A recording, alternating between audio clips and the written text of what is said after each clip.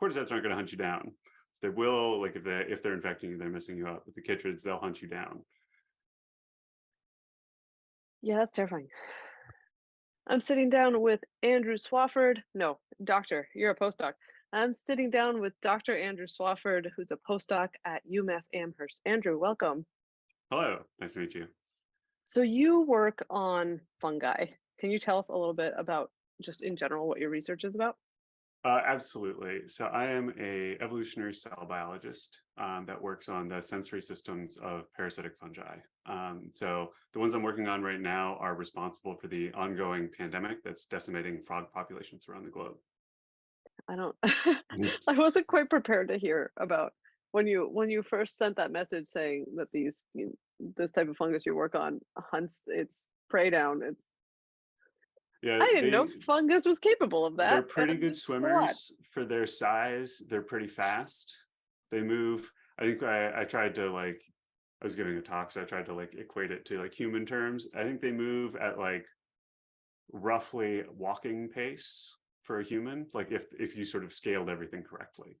So if you scaled Oh, us okay. down to their size, they would move at about what we would consider like a fast walk, but they can do that Okay.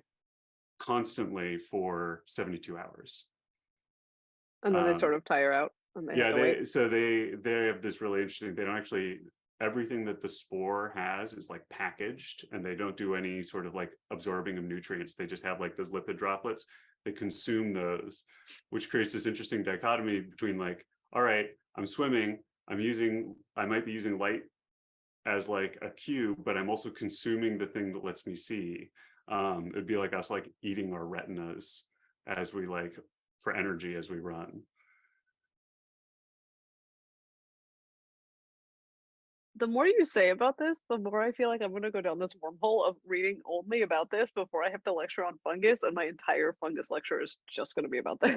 I mean, chytrids are basically like there's Ascomycota and Basidiomycota, which are like what, two phyla. Chytrids have like seven, maybe like six, but like they're an incredible part of the diversity of the fungal clade, and they're only really thought about by people who are like deep in fungi. They're like, oh yeah, like, then there's like all of our nice model systems, and then there's like, it's like the Shadowlands in Lion King. They're like all the way over there.